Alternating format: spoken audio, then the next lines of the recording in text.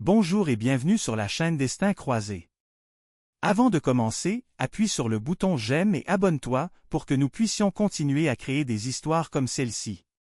C'est parti! Clémence adorait avoir le dernier mot. Âgée d'une quarantaine d'années, tirée à 4 épingles dans son tailleur noir Hugo Boss, elle était responsable de l'accueil dans le prestigieux cabinet de conseil Delacroix et Associés, situé dans l'une des plus hautes tours de la Défense, à Paris. Son poste lui donnait une autorité qu'elle exerçait sans ménagement, voire avec un certain plaisir. Chaque matin, à 8 heures précises, elle s'installait derrière le comptoir en marbre blanc du hall d'entrée, son badge de responsable accueil parfaitement aligné sur sa veste. Clémence ne laissait rien au hasard, ni les fleurs de l'entrée, ni la hauteur du fauteuil, ni la politesse des agents de sécurité. Elle avait une règle tacite, tout ce qui sort du cadre est un problème. Elle ne supportait ni l'improvisation, ni le relâchement, ni les visages inconnus. Ce matin-là, elle remarqua un homme d'une cinquantaine d'années, vêtu d'un jean brut, d'une chemise à carreaux et d'un cabas en toile. Il portait une barbe de 3 jours, des chaussures usées, et ne ressemblait à rien de ce que Clémence considérait comme professionnel. L'homme franchit les portes vitrées du hall comme s'il était chez lui, sans badge, sans saluer, un gobelet de café à la main. Clémence bondit de sa chaise et lui coupa la route. « Monsieur, vous n'avez pas de badge. »« Vous ne pouvez pas entrer comme ça, » déclara-t-elle d'un ton sec, croisant les bras devant lui. L'homme s'arrêta, leva un sourcil, puis répondit calmement, « Je viens voir le département stratégie. » Clémence haussa les épaules. « Impossible sans identification. Veuillez attendre ici pendant que j'appelle la sécurité. » Le silence s'installa dans le hall. Quelques collaborateurs qui arrivaient jetèrent un regard curieux à la scène. Certains semblèrent reconnaître l'homme, d'autres non. Clémence, elle, ne le quittait pas des yeux. Il resta calme, presque amusé, et sortit son téléphone comme s'il ne se sentait pas concerné. Ce comportement ne fit qu'énerver davantage Clémence. Elle appuya sur le bouton d'appel du bureau de sécurité. Un agent en uniforme arriva rapidement. Il refuse de décliner son identité. « Vous devez l'accompagner dehors, » dit-elle avec une assurance théâtrale. L'homme soupira et sortit enfin une carte de son cabas. L'agent la prit et, aussitôt, son visage changea. Clémence s'approcha, curieuse, et lut « Luc Marchand, fondateur et président de Delacroix et Associés ». Son visage blêmit. Le silence se fit plus lourd encore. « Madame ? Clémence, c'est bien cela ? » dit-il avec un calme déconcertant. Elle acquiesça, incapable de parler. « Heureusement que je suis venu aujourd'hui. Il semble que certaines habitudes ont besoin d'être revues. » Il la contourna doucement et se dirigea vers les ascenseurs. Clémence resta figée, les yeux grands ouverts, alors que les chuchotements s'élevaient dans le hall. Les employés qui n'osaient jamais la contredire échangeaient enfin des regards entre soulagement, gêne et un brin de jubilation. Clémence comprit alors qu'elle venait peut-être de perdre plus qu'un peu de crédibilité, elle venait de croiser un mur qu'aucun protocole ne pouvait contourner. Pendant les heures qui suivirent cette rencontre inattendue, Clémence tenta désespérément de se convaincre qu'elle n'avait rien fait de mal. Dans sa tête, elle répétait une version de l'événement dans laquelle elle restait une employée consciencieuse, rigoureuse, fidèle au règlement intérieur. Elle se disait qu'elle n'avait fait que son devoir. « Je ne pouvais pas deviner », répétait-elle à qui voulait l'entendre. Elle reformulait chaque détail, enjolivait chaque réplique et partageait cette version bien rodée avec ses collègues. Un inconnu sans badge a tenté d'entrer, j'ai réagi normalement. Elle omettait bien sûr l'humiliation publique, la condescendance, le ton autoritaire. Et surtout, elle évitait de nommer l'homme. Car à ce moment-là, elle espérait encore que peu de gens avaient compris de qui il s'agissait. Mais elle sous-estimait gravement la mémoire des murs. Dès l'après-midi, la rumeur courait dans tous les étages de la tour Delacroix. Le président en personne Luc Marchand, l'homme discret, connu pour être très peu visible, était revenu incognito pour observer l'accueil. Et Clémence lui avait demandé de sortir. L'effet domino fut immédiat. Des agents administratifs commencèrent à chuchoter dans les couloirs, les jeunes consultants se partageaient la scène comme une blague gênante mais délicieuse, et les managers, eux, se demandaient s'ils n'allaient pas bientôt recevoir une circulaire officielle. Car tout le monde avait compris une chose, Luc Marchand avait choisi l'infiltration, pas la démonstration. Et effectivement, durant les jours suivants, Luc revint. Mais cette fois en silence, sans costume, sans escorte, parfois même sans que personne ne s'en rende compte. Il entra en jean, en pull col roulé, avec un sac en bandoulière, se faisant passer pour un sous-traitant, un prestataire IT, un livreur Uber Eats. Il observait. Écoutait. Notait. À travers ses visites, il cherchait la vérité crue, celle qui n'apparaît pas dans les rapports PowerPoint des directeurs. Et ce qu'il vit le bouleversa. Il vit une Clémence distante avec les jeunes recrues, expéditive avec les femmes voilées, stricte avec les employés étrangers, mais souriante et chaleureuse avec les cadres supérieurs ou les personnes en costume. Il vit aussi comment les autres collègues de l'accueil imitaient sa posture, raide, méfiante, verticale. Un jour, alors qu'une nouvelle stagiaire nommée Samira tentait timidement de demander ou déposer ses documents RH, Clémence lui répondit « Je n'ai pas le temps de faire ton travail à ta place, ma petite.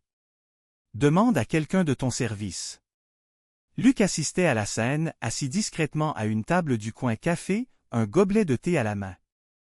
Le malaise était palpable. Il vit le visage de la stagiaire se fermer, ses mains trembler, et son regard se baisser. Personne n'intervint. Et c'est précisément ce qui alarma le plus Luc Marchand. L'indifférence collective. Il comprit que Clémence n'était pas un cas isolé, mais le symptôme d'un problème de fond, une culture toxique, fondée sur l'apparence, la peur et l'exclusion sociale masquée derrière des standards professionnels. Luc décida alors de convoquer une réunion exceptionnelle. Pas une réunion de cadres. Une rencontre à huis clos avec tout le personnel de l'accueil, la sécurité et des RH sans directeur, sans chef d'équipe, sans barrière hiérarchique. Il y apparut vêtu simplement, sans présentation officielle, mais cette fois, avec autorité. Sur la porte vitrée de la salle, on avait collé une feuille blanche avec un mot en lettres noires, écoute active obligatoire présence du président. Tous comprirent que ce n'était pas un exercice. Clémence, lorsqu'elle vit son nom sur la liste des présents, eut une bouffée de sueur froide. Elle tenta de cacher son anxiété en parlant fort dans l'ascenseur, en plaisantant, peut-être qu'on va recevoir une formation pour accueillir les stars de cinéma. Mais personne ne rit. Au fond d'eux, tous savaient. Ils savaient que l'heure du bilan avait sonné. Et que Clémence allait devoir affronter, pour la première fois, une vérité qu'elle ne pourrait pas manipuler avec un sourire crispé ou une pirouette réglementaire. La salle de réunion était sobre, moderne, vitrée sur un côté, et pourtant ce matin-là, elle avait des airs de tribunal. Une vingtaine de personnes étaient déjà assises autour de la longue table rectangulaire, parmi elles des agents de sécurité, des réceptionnistes, 2 personnes des ressources humaines et Clémence. Elle tenait un stylo man blanc entre ses doigts nerveux, comme une arme de réassurance. Elle s'était vêtue ce jour-là d'une tenue encore plus stricte que d'habitude, tailleur anthracite, chemisier blanc impeccable, chaussures à talons de cuir brillant. À ses yeux, il s'agissait d'un examen. D'un test de pouvoir. Elle ne savait pas que le verdict avait déjà été rendu. Luc Marchand entra sans fracas. Pas d'introduction pompeuse, pas de badge VIP. Il portait un simple pull beige et un pantalon en velours, détonnant dans ce décor d'uniformité corporative. Il s'assit en bout de table. Tout le monde se tourna vers lui. Quelques-uns baissèrent les yeux, d'autres retinrent leur souffle. Seule Clémence osa le fixer droit dans les yeux, l'air incertain, presque défiante. Luc posa un classeur sur la table. Dedans, des impressions papier.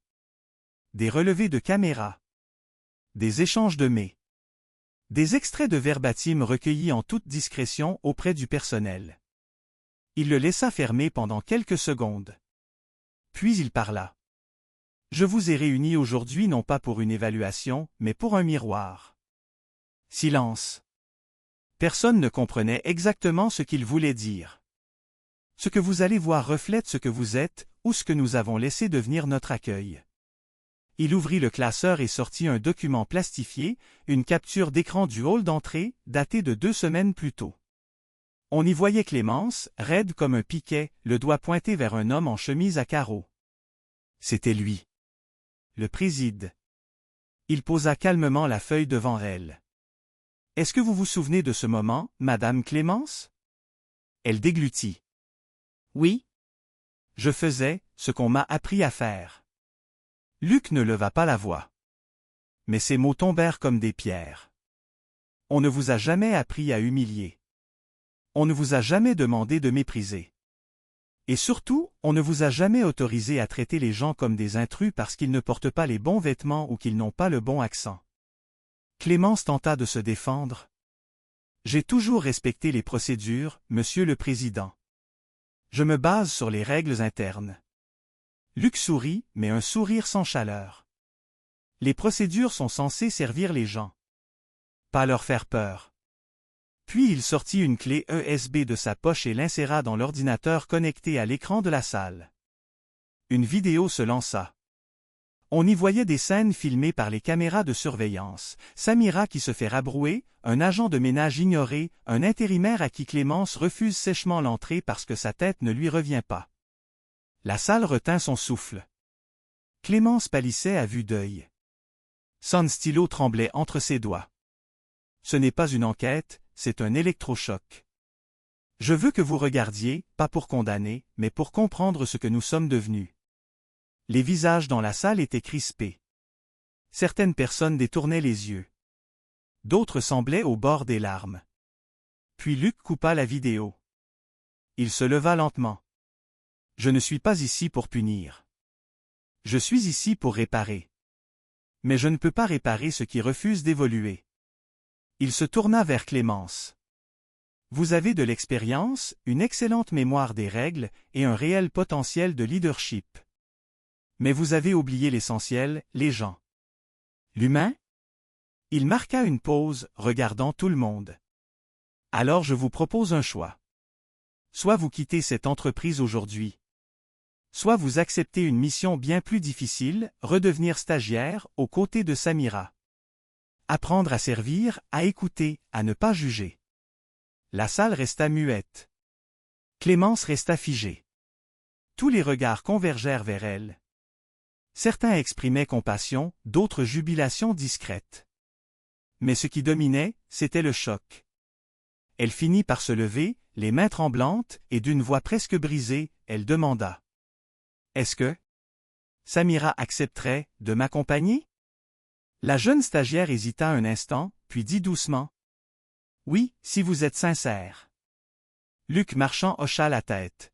« Voilà ce que j'appelle du courage. » Et c'est à cet instant précis que l'équilibre du pouvoir changea dans l'entreprise. Pas parce qu'une employée avait chuté, mais parce qu'une autre avait osé tendre la main. Les semaines qui suivirent cette réunion bouleversèrent profondément le quotidien chez Delacroix et Associés. Ce qui, autrefois, n'était qu'un cabinet de conseil réputé pour ses résultats, devint peu à peu un symbole d'humanité retrouvée. Et tout avait commencé par une erreur et une main tendue. Clémence, autrefois reine incontestée de l'accueil, devint stagiaire. Le choc fut immense, pour elle comme pour les autres. Son nouveau badge arborait fièrement la mention assistante formation, et ses missions consistaient à observer, écouter, participer aux tâches quotidiennes que, quelques mois plus tôt, elle aurait jugées sans intérêt. Elle faisait des photocopies, préparait les livrets de bienvenue, guidait les visiteurs dans les couloirs et le plus dur pour elle restait en retrait. La première semaine fut un enfer silencieux. Chaque sourire forcé, chaque question posée avec nervosité, chaque pause déjeuner seule dans le petit coin café du 6e étage la confrontait à sa propre image d'avant. Elle entendait encore les remarques acerbes qu'elle lançait à certains, les silences gênés qu'elle imposait, les regards froids qu'elle laissait traîner comme des lames invisibles. Mais il se passa quelque chose d'imprévu. Samira, la stagiaire qu'elle avait autrefois humiliée, ne montra ni vengeance, ni mépris. Au contraire, elle l'inclut doucement dans ses démarches, lui expliqua patiemment le système d'enregistrement des visiteurs, lui tendit même un mouchoir le jour où Clémence craqua discrètement en salle de repos. Cette bienveillance inattendue fut comme une claque douce, mais puissante. Clémence, pour la première fois depuis des années, se sentit humble. Humaine. Et cela ne passa pas inaperçu. Certains collègues, d'abord sceptiques, commencèrent à changer de regard. Lorsqu'un jour elle tint la porte à un livreur au lieu de lui hurler dessus pour son retard, plusieurs membres de l'équipe échangèrent un regard stupéfait. Lorsqu'elle proposa à un stagiaire de l'IT de l'accompagner jusqu'au bon étage, elle entendit un discret « Merci madame » plein de sincérité. Elle répondit simplement « Tu peux m'appeler Clémence ». Luc Marchand, de son côté, observait en silence. Il ne voulait pas influencer le processus. Il avait mis en place une cellule de retour d'expérience ouverte à tous les employés, avec un mur de messages anonymes dans la cafétéria. Là, chacun pouvait coller un post-it bleu pour exprimer un remerciement, un jaune pour signaler un problème, ou un rose pour suggérer une amélioration. Rapidement, les post-its blues se multiplièrent. Et certains portaient des mots inattendus. Merci à Clémence de m'avoir écouté aujourd'hui. C'était la première fois qu'on ne me regardait pas de travers à l'accueil. Clémence ne savait pas qui avait écrit cela, mais elle s'en souvint longtemps. Ces petits signes devinrent ses repères, ses points d'ancrage dans une reconstruction lente mais sincère. Au bout de 3 mois, Luc convoqua une nouvelle réunion. Cette fois, toute l'équipe y était conviée. Le ton était différent. Moins solennel. Plus humain. Il y a 3 mois, je vous ai demandé d'écouter. Aujourd'hui, je vous remercie d'avoir entendu. Il se tourna vers Clémence, qui était restée debout, en retrait. Vous avez traversé une épreuve que peu de personnes auraient acceptée. Vous l'avez fait sans jamais abandonner. Pour cela, je vous remercie. Et j'ai une nouvelle proposition. La salle retint son souffle.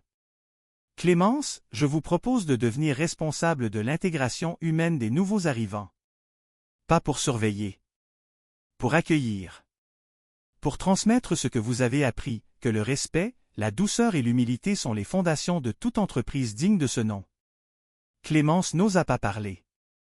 Elle hocha simplement la tête, les yeux embués. La proposition fut acceptée. Et ce jour-là, le cycle se boucla. Des mois plus tard, Delacroix et Associés reçut un prix d'innovation managériale pour sa transformation interne.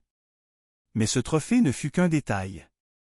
Ce qui comptait vraiment, c'était le climat apaisé dans les couloirs, les regards bienveillants dans les ascenseurs, les sourires sincères à l'accueil.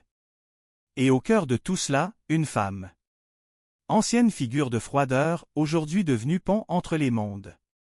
Clémence ne cherchait plus à avoir le dernier mot. Elle cherchait simplement à dire le bon mot, au bon moment, à la bonne personne.